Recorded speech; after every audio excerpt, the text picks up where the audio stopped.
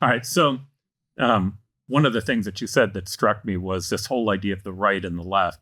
And, I would make the point, I do think that Trump's out-of-the-box thinking sometimes was very beneficial. The China example that you used, I don't know that any other president would have done what he did when he did it.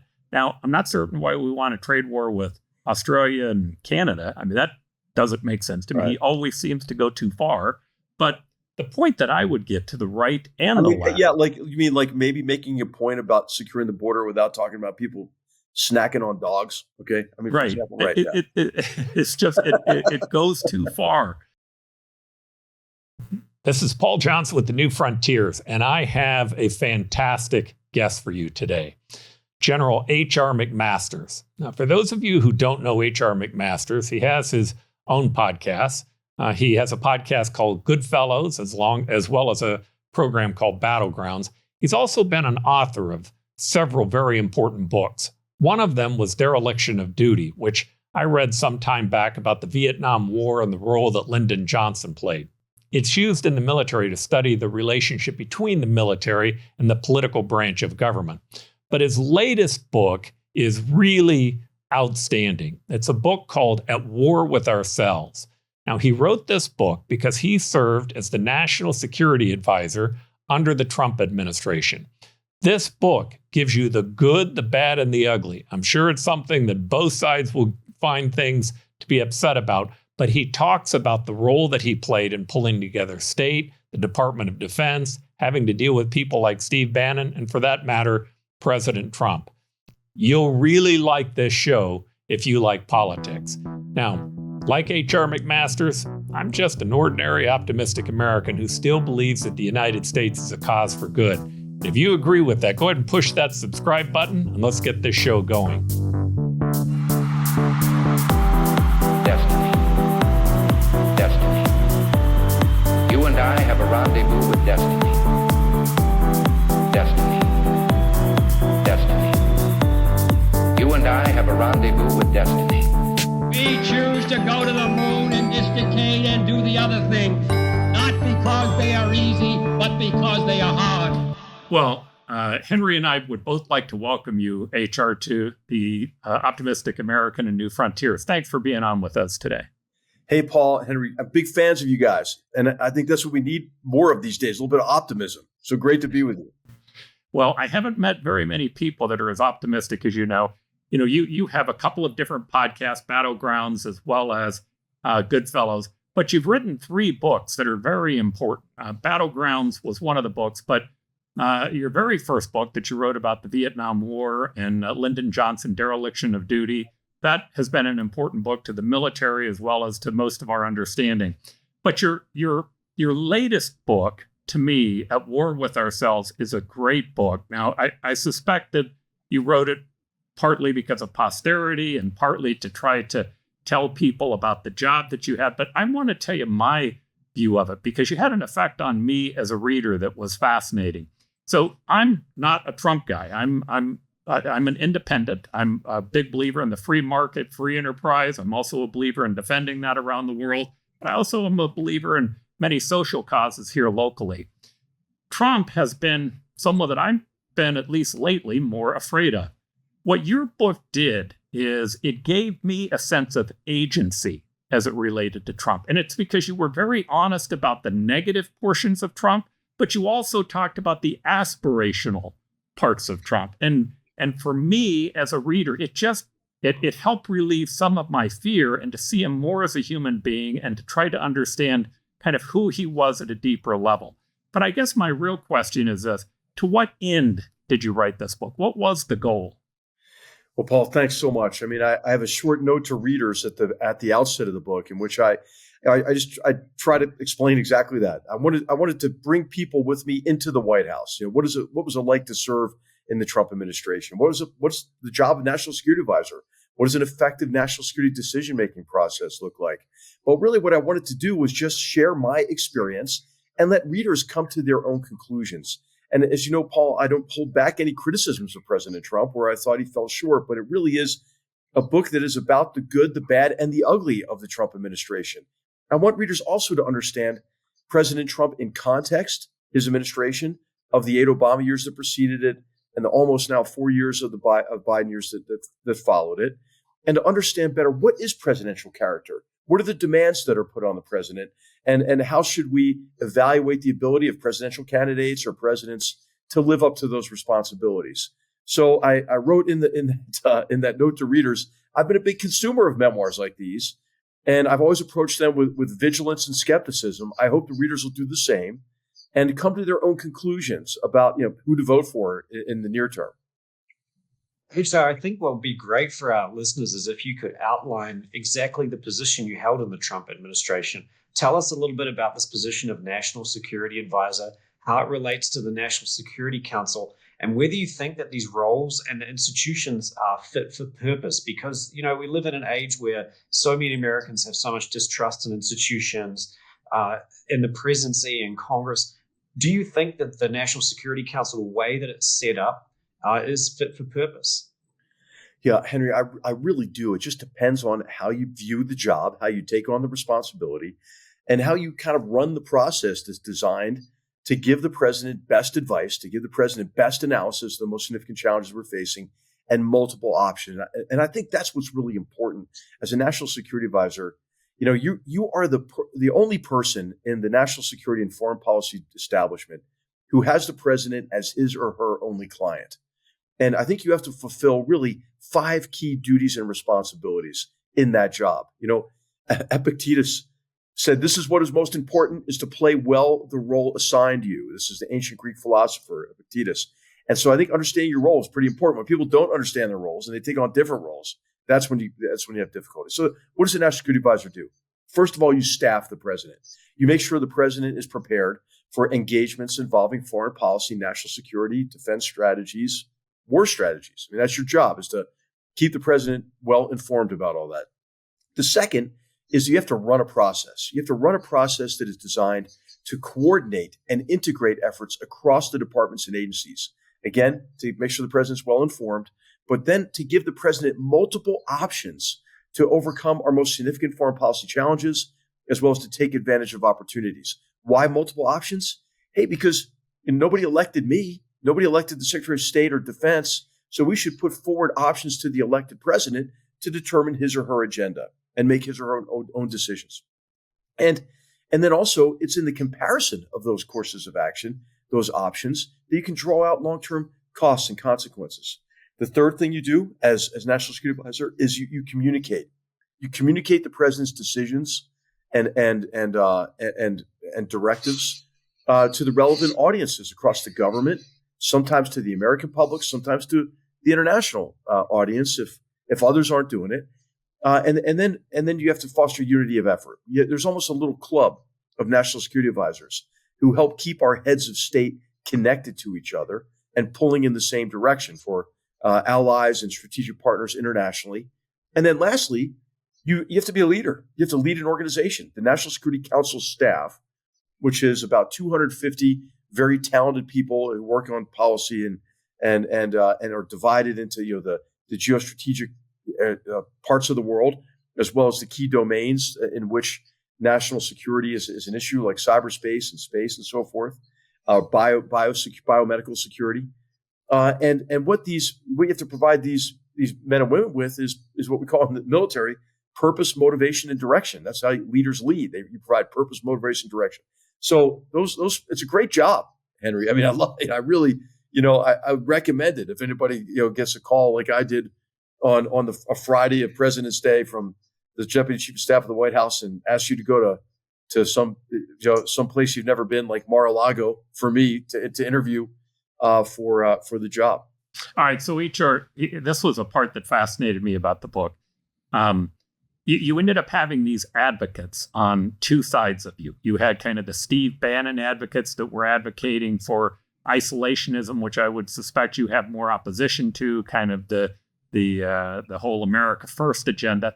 But then you had people like Tillerson on the other side who saw Trump mainly as a threat to the Constitution. So you have this huge conflict that's going on internal with these different people trying to advocate for different positions, and you have to try and help manage that. Can you talk to me first about the conflicts that did exist, But your process of outlining objectives before getting to solutions was something that really stood out to me as a leader that helped bridge those two sides. Right. Well, thanks, Paul. The role I tried to play in the Trump administration, and readers of the book can judge whether I did it effectively or not, was to guard the president's independence of judgment. And what I found from when I researched about how and why Vietnam became an American war, and what I found when I was in the job as National Security Advisor, is that there are people who come into administrations with different sort of base motivations.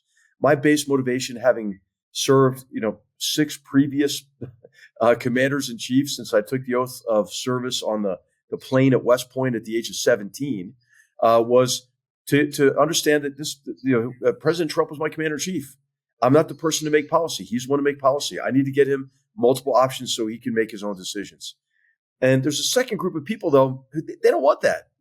They actually come into an administration because they have their own agendas. And they want to not give multiple options. They want to manipulate decisions consistent with their own agenda. And then a third group of people, they determine that the president's a danger to the world. And this was several people, many people, I think, maybe in the Trump administration, the anonymous writer and so forth. And the problem with that second and third group is, hey, nobody elected them.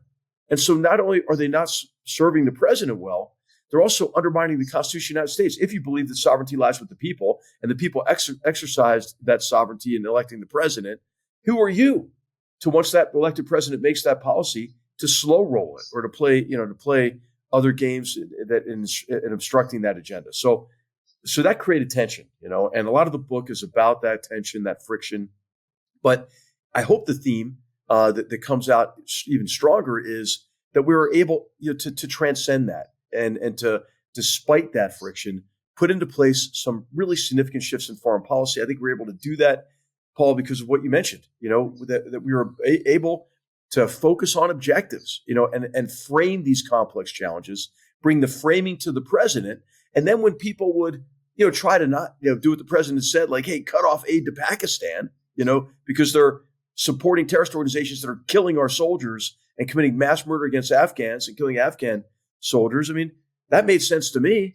But when that starts to get slow rolled, we go back and say, listen, we had this objective here that we were going to incentivize Pakistan, not only with incentives, but disincentives. Because we jokingly said, we took this phrase from General Nicholson, we didn't have carrots and sticks. We had carrots and baby carrots, with the Pakistanis. HR, one thing that strikes me about your role as the National Security Advisor is that you didn't sit on top of a huge bureaucracy like the Army or the Navy or even the CIA or even the State Department. So how did you assert yourself? How is it possible for the National Security Advisor to assert themselves and to try and put forward a policy agenda when you're working within this constellation of very powerful agencies with a lot of resources? And then on the other hand, as Paul sort of suggested, people with political agendas or people with ties to public opinion. It seems like the National Security Advisor, in a way, is almost the weakest of these sorts of groups of people. Was that a challenge? Yeah, it was definitely a challenge. I think what was most important was for all of us to understand our role on the National Security Council staff. And my first full day on the job, or second full day on the job, I convened an all hands meeting and I talked to our team about what the mission of the National Security Council is, National Security Council staff is. And again, the emphasis was on coordination and integration, not directing, not being in charge of anything. And then I came up with a vision statement for our organization that I ran by them in draft and got buy-in from everybody. But it was that we wanted to be a valued and trusted organization. And a strategic organization. And once people see the value in what you're doing, then they'll be on your team. They'll want to coordinate efforts because we know, that the State Department should have the loudest voice in diplomacy and foreign policy. But there are lots of other departments and agencies that have a big part of diplomacy and foreign policy too. Our intelligence agencies, for example, the U.S. Treasury in terms of what we can do from a financial perspective, commerce in the area of trade, and so. So it's important for us, to collaborate and integrate our efforts. This is the big lesson. You asked up front, Henry, is it still relevant?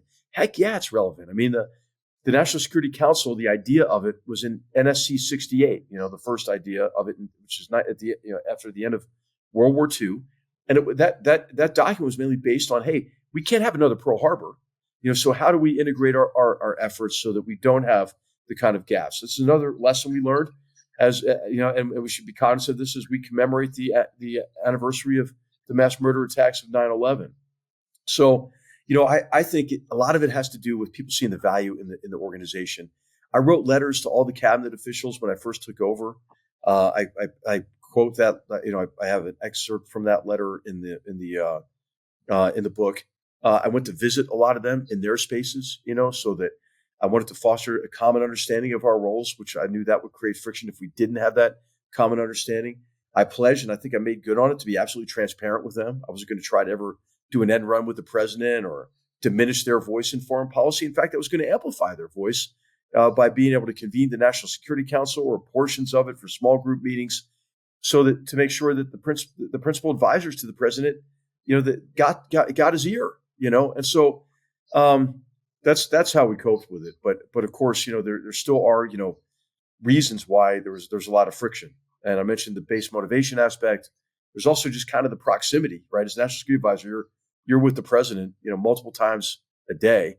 The Secretary of State, if he's in the country, is down at Foggy Bottom, and the Secretary of Defense is across the river. I think both of them were pretty happy when they were out of town because I think they were, not particularly looking for more time with President Trump. So anyway, I just think it depends on personalities, relationships, but also how you understand your role, and to make sure that people don't understand. I'm not going to try to do their jobs for them, or I'm not trying to infringe on their bureaucratic prerogatives or their responsibilities in their departments and agencies. In fact, I'm trying to enable them to be more effective and to have greater access to the president.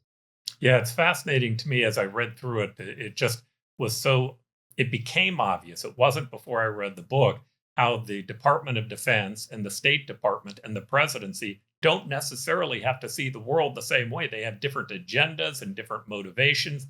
And that job was to pull them together.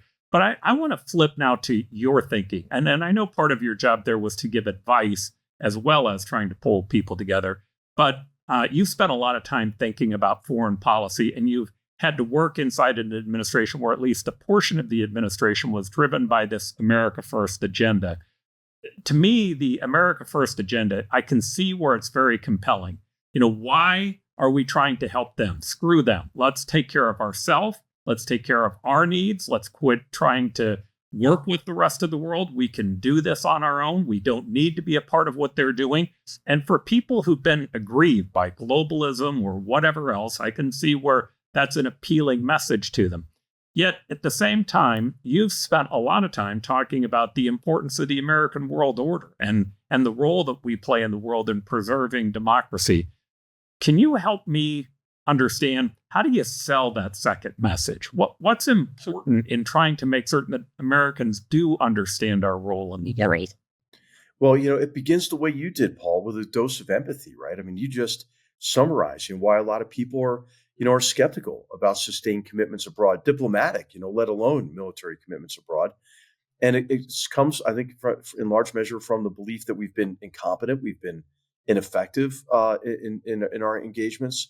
And because, hey, we have a lot of problems here at home, as you mentioned, right? Let's focus on ourselves.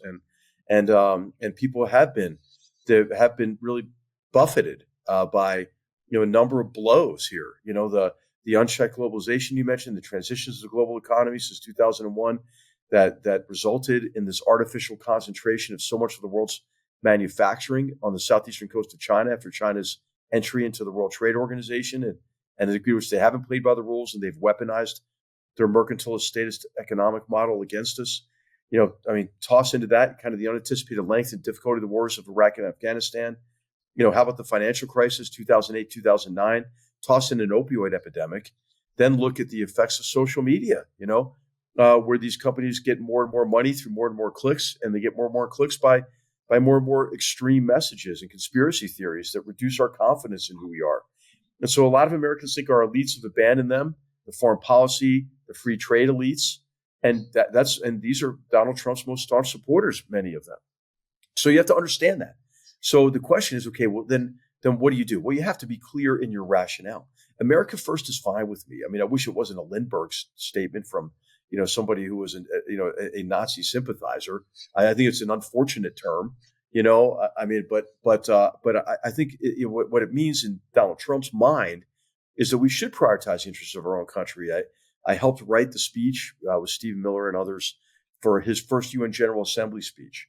I think it's worth going back to that, the 2017 speech, and he kind of explains what that means. He says, hey, you should put your country's interest first too, And so what he was taking on is what I would call like the soft-headed cosmopolitanism of that some people bought into in the 90s and 2000s. Hey, there are real adversaries in the world. There's not going to be a condominium of nations who work cooperatively through international organizations. The terms global community, I hate to break it to some people, I mean, it's a figment of our imagination. There's no global community. So anyway, I was sympathetic to all that. But I'm not sympathetic to retrenching as an answer, right? And the so-called realist school in foreign policy, they're actually romantics because they believe that every problem in the world gets better if we disengage. And what's the problem with that is it's profoundly arrogant besides being romantic. What it means is they don't acknowledge the agency or the authorship over the future that others have. Hey, Xi Jinping, Vladimir Putin, Supreme Leader Ayatollah Khamenei, and Kim Jong-un, they all have aspirations and goals in mind that go beyond anything that's in relation to us. The other argument to make as we commemorate today, as we're talking 9/11, is that challenges to our security that develop abroad can only be dealt with at an exorbitant cost once they reach our shores. So the president has to explain two things to the American people. So what?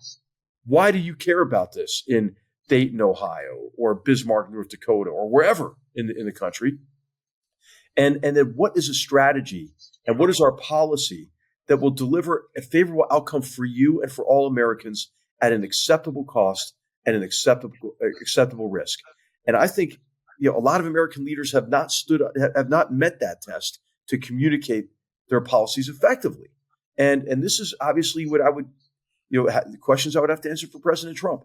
I mean, he asked implicitly, really, a series of questions. And I write about this at War with Ourselves. He'd always ask, okay, so what? What's in it for us? Is kind of what he would ask. Why do we have to do this? Why are we? Can't somebody else do this? He would ask. Or he would say, how much does it cost? Can't somebody else share the cost? And those were good questions to ask. But I do think this impulse, this romantic notion of retrenchment, is going to get us in trouble if those who are advancing it. And what's really odd about it, Paul? I mean, the retrenchers on the far right or the nativist right, whatever you want to call it, they sound a lot to me like Ben Rhodes, like the self-loathing far left. And I really am concerned about, how the new president, we didn't hear much of this on the recent presidential debate about policy and foreign policy.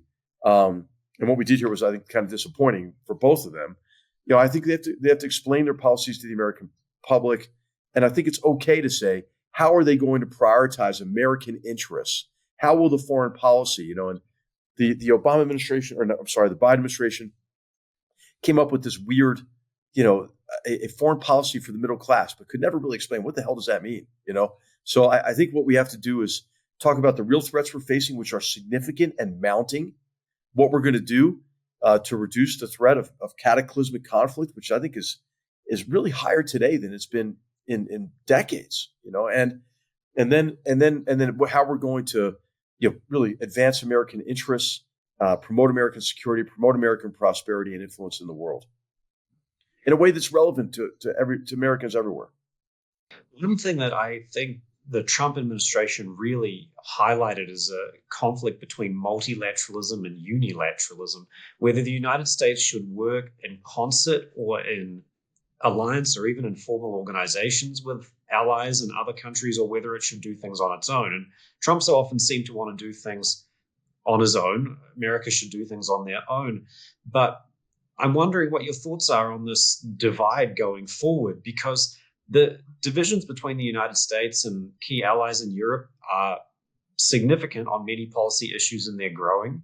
I'm wondering whether you think that there needs to be more unilateralism going forward, or whether we need to double down on the institutions that already exist, like NATO and the World Trade Organization, and try and reform them and work within them to make them fit for purpose.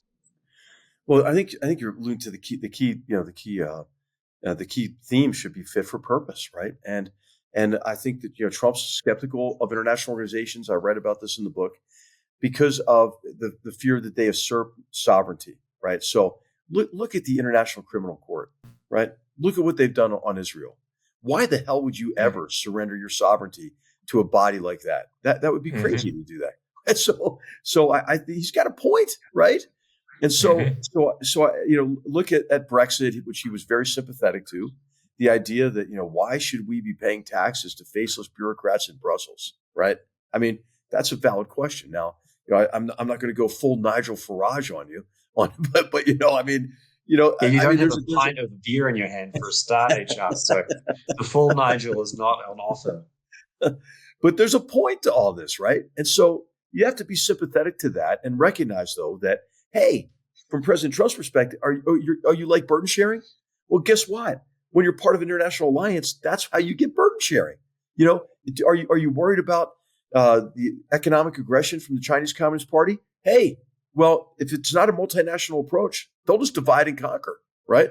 And they'll shut out U.S. companies and welcome in German and Japanese.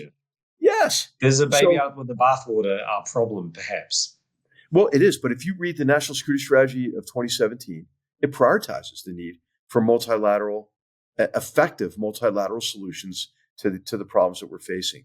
Every strategy that we developed had an assumption that, hey, unilateral action will fail.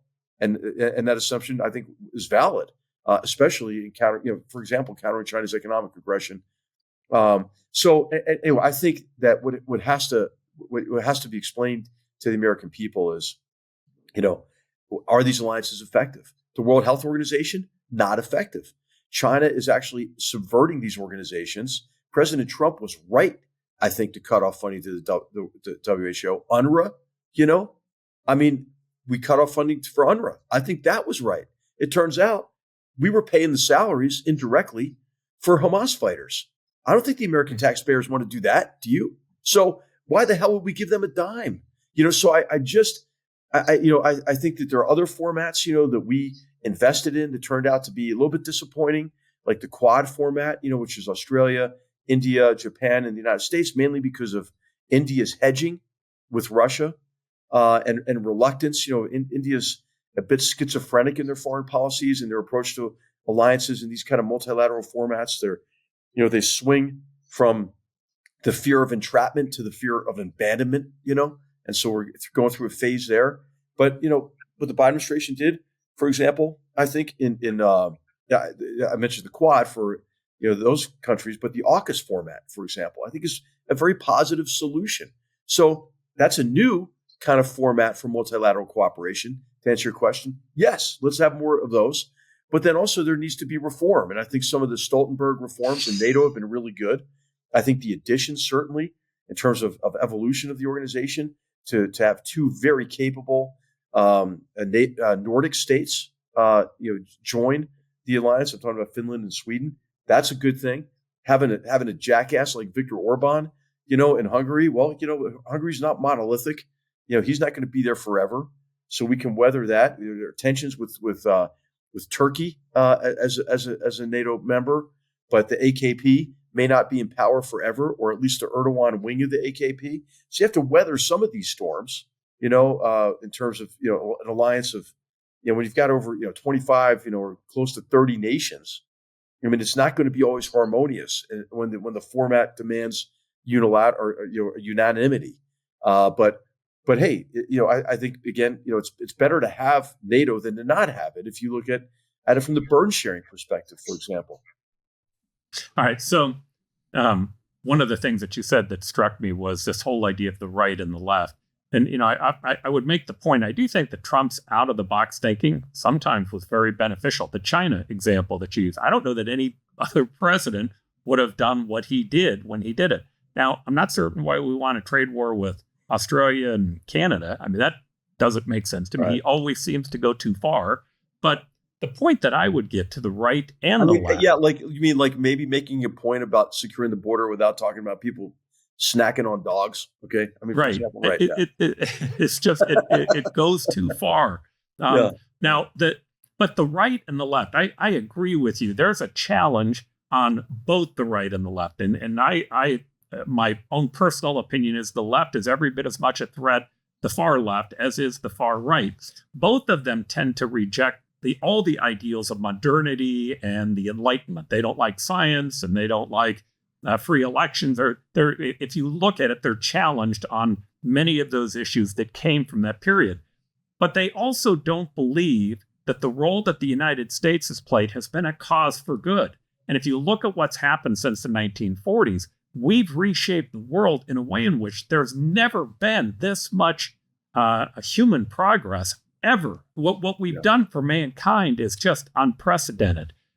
Tell me that my concern is that because this is happening on the right and the left, and because I see that our military, our Navy, that we're not as large and robust as we once were, there's this sense that as we start to get these four enemies, North Korea, Iran, China, and Russia, that maybe the United States is in retreat. And I guess I'd love to hear you tell me we're not, but I'm concerned about that. What's the role that we're going to play and that we're going to need to play, and how are we going to have to play it differently?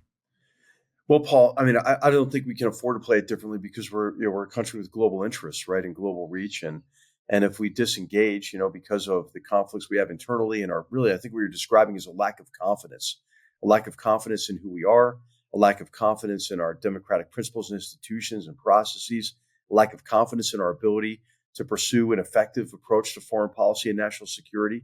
And so we need a leader who can restore that confidence, and leaders, who can restore that confidence. And I think we can restore that confidence, but it's going to take a lot of work. Why are we where we are today? I mentioned, some of the crises and maladies that we've had to cope with, since the year 2000.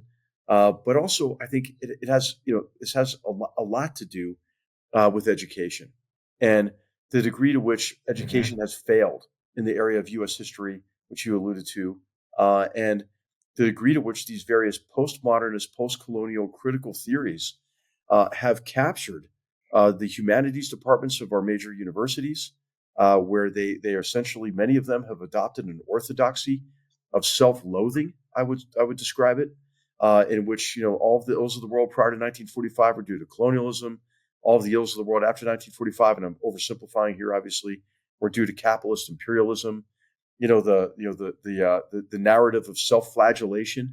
That we've created all the problems in the world. This is this is the President Obama apology tour basis, and so forth. And but I think the record is quite the opposite, right? Our country's not perfect, but would the world be better or worse off if the United States did not intervene in World War I or World War II? How about, would you rather live north or south of the 30th parallel? What if communist totalitarianism had prevailed as a predominant form of governance in the world? Would people be better off in that case? Heck, I mean, even if you're a Bosnian Muslim, in the 1990s, where would you be now without U.S. intervention? You'd be dead, right? So I mean, I could go on about this. How about today? Are the Afghan people better off or worse off without the United States sustained commitment there? If you want to know what the value of the service of our courageous young men and women in Afghanistan over 20 years of war delivered, just look at what Afghanistan looks like without them, right? From a humanitarian perspective, let alone from the growing terrorist threat there. So I would say, it's important for us to have these discussions to challenge the orthodoxy in the academy, and not to replace that with some contrived happy view of history, but to recognize what our founders recognized, that we're not perfect, but we have a fantastic capacity for self-improvement because sovereignty is with the people, and our people have agency.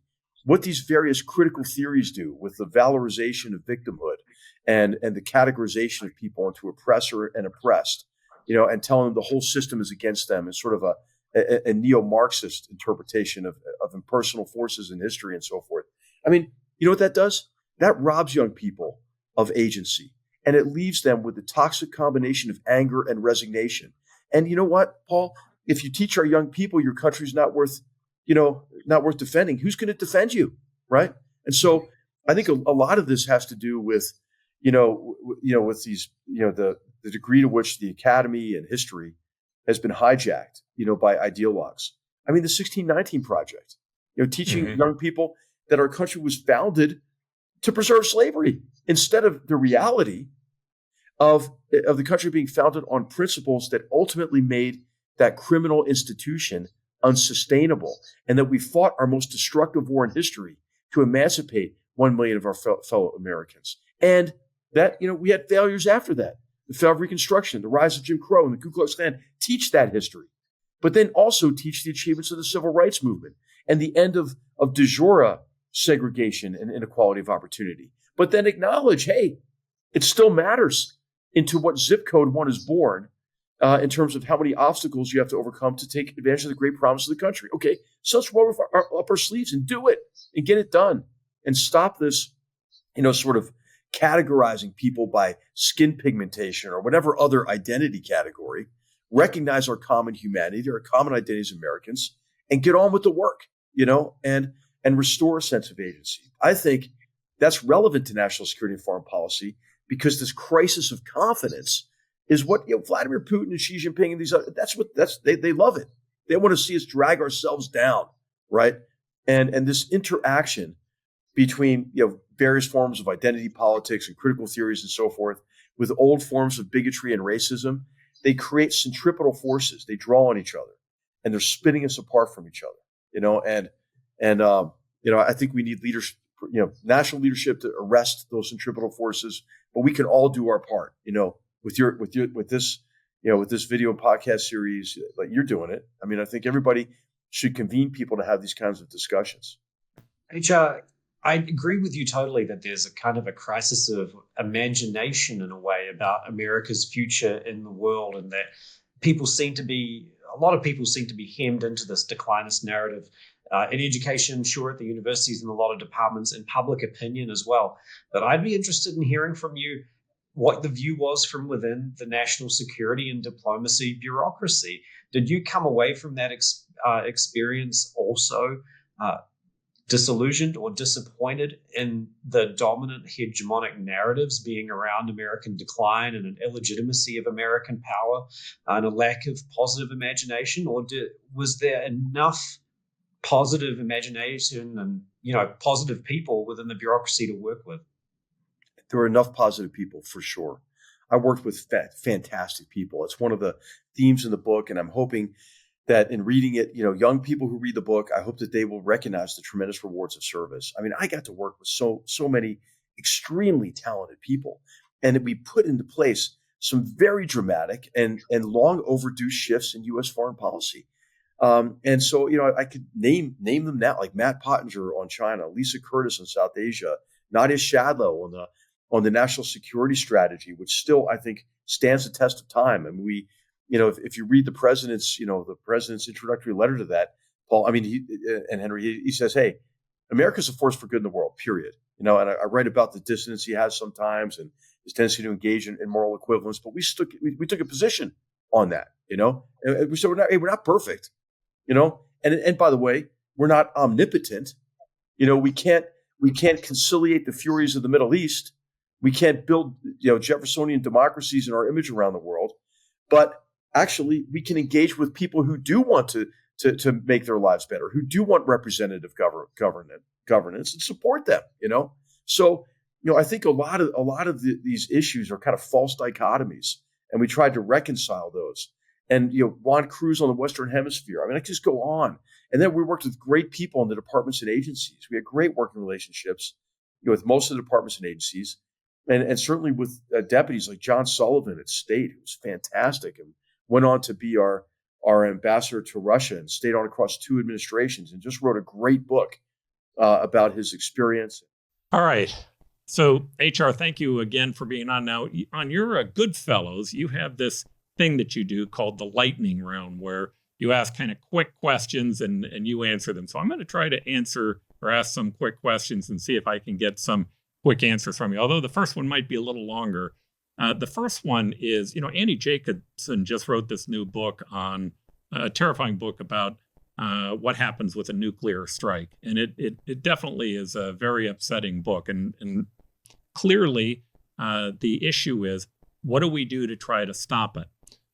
One of the things that I think a lot of people are thinking we do is we just back down to Russia and to China and to other groups and that we withdraw from it. I'm not certain that works. I think deterrence really is the only real strategy. But you've put a lot of time into this personally. Can you give me what your thoughts might be on that? Agree with you. We need a range of nuclear capabilities so we can answer any kind of use of the most destructive weapons on Earth and have the capability so that they don't make that decision. And really what you're going up against is Russia's kind of escalate to de-escalate or escalation domination strategy, which is, for example, destroy European city and say, hey, either sue for peace on my terms or it's Armageddon. And that's why in the nuclear posture review, which I recommend, we finished it in 2018, we said, hey, we need a range of some new capabilities because we had lost some of our intermediate range, like the sea-launched cruise missile, for example. So, hey, that's the lightning answer. There's a lot more to go into in terms of proliferation and China's massive buildup and so forth, and the need for multilateral strategic stability discussions. But maybe for another day, Paul, on that. All right, help me think about Donald Trump again on an issue. So oftentimes he will say things or do things, and we then spend a lot of time arguing about, was he being intentional? Was it strategic? Or was he doing it just simply because he was flailing? Are these things that he oftentimes says, do you see them as being more intentional or unintentional? Well, it depends. But, I heard a journalist say this one time. I think she was right about it, or describe him this way, that about his supporters and people who dislike him and or in some cases detest him. The Trump supporters, they tend to take him seriously, but not literally. And then those who are appalled by Trump tend to take him literally, but not seriously. But I think with President Trump, as I describe in the book, he's disruptive, and a lot of times that's good because there's a lot that needs to be disrupted. But also, he's so disruptive that he often disrupts himself and becomes the antagonist in his own story. So it depends from issue to issue, and I think some things that he disrupted and stuck with. Those were very important shifts in our foreign policy. Others, as he would say, not so much. Yeah, two of my favorites that we use in our introduction are both Reagan and John F. Kennedy, who both, I think, thought that the United States is a force for good. I've heard you say that Trump also thought the United States was a force for good, but that it's oftentimes he struggles with the idea that he will morally compare us or create a moral equivalence with us and Russia. How do you reconcile that? Does he see us as being a force for good in your mind, or does he see us as being really no better than the Soviet Russia? Excuse me. I think he sees it as a force for good, but he carries this dissonance with him. So he thinks that, okay, America's been taken advantage of.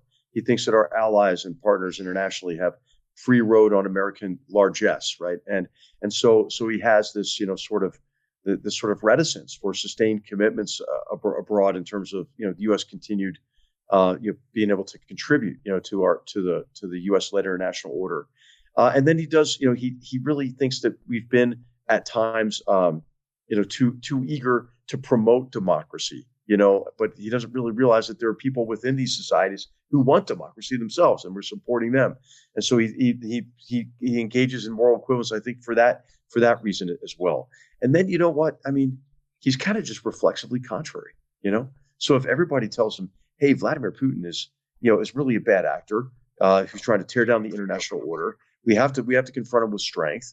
He just thinks, well, maybe I should try to do the opposite. Maybe I can have an entente with him.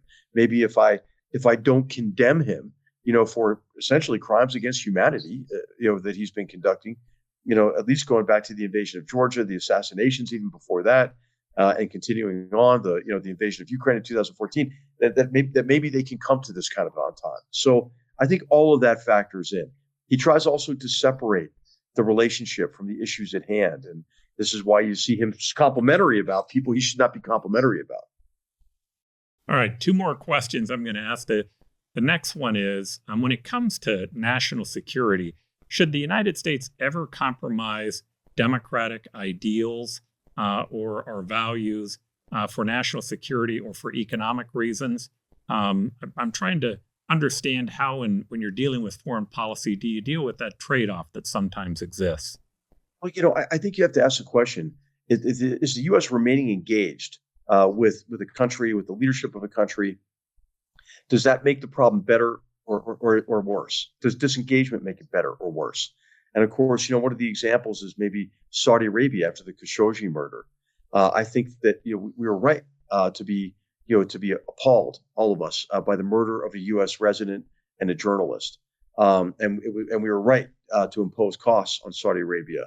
But in the long term, is it better to re-engage Saudi Arabia or worse? Is it better from the perspective of what's right for the Saudi people in terms of their rights and so forth? I mean, without U.S. engagement, does the Saudi royal family moderate its behavior? I don't think so. So I think it's really case by case, Paul, to make these sorts of decisions.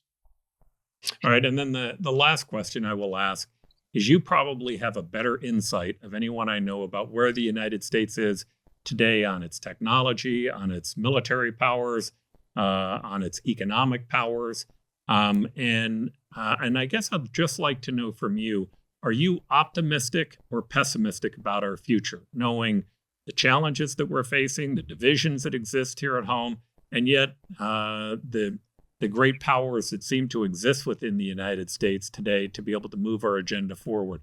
How do you see the long-term future for your grandchildren? I'm optimistic on the long-term future, but I'm very concerned about the near term. I'm concerned in the near term because I think we have mounting dangers, and I think those dangers will increase between now and the election, and especially after the election and inauguration, especially if it's a close election, and especially if the party that loses is claiming that the result is illegitimate, and would be claiming that, I think, without grounds. Then I'm worried about that we're not considering the current situation internationally as the emergency that it is. I think we could prevent the cascading crises that we see from Europe to the Middle East from cascading further into the Indo-Pacific if we act like it's a crisis now and develop a higher degree of military power. Hard power matters. It's much cheaper to prevent a war than to have to fight a war. And our economy, we have allowed our supply chains to become over-reliant on single points of failure that China controls. We've given China coercive power over our economy. We have also tremendous opportunities. The United States could really, be an energy superpower in a way that reduces the coercive power of hostile regimes, in a way that helps get us off of coal and other high carbon emitting sources, and drives the cost down for Americans. Maybe we can tax and pay down our debt. So I mean, I'll tell you, I think there are a lot of things, Paul, we could do from an opportunity perspective, but we have to recognize the danger that we're in now and act accordingly. HR, I can't tell you how much we appreciate this. I have to, I see myself as an optimistic American, but I don't think I've ever been as optimistic as you are with as much information as you have. Thank you so much for your service that you've given to this country throughout your entire life. It's been a real honor to be here with you on this program. Paul, thanks to you. I really appreciate the opportunity to be with you and to be with Henry and to have this discussion with you. And it's a fantastic podcast. It's a real honor to be with you. Thank you. All right. Great job. And we stand today on the edge of a new frontier, the frontier of unknown opportunities and perils. It holds out the promise of more sacrifice instead of more security. The new frontier is here. You and I have a rendezvous with destiny. We'll preserve for our children this, the last best hope of man on earth, or we'll sentence them to take the last step into 1,000 years of darkness.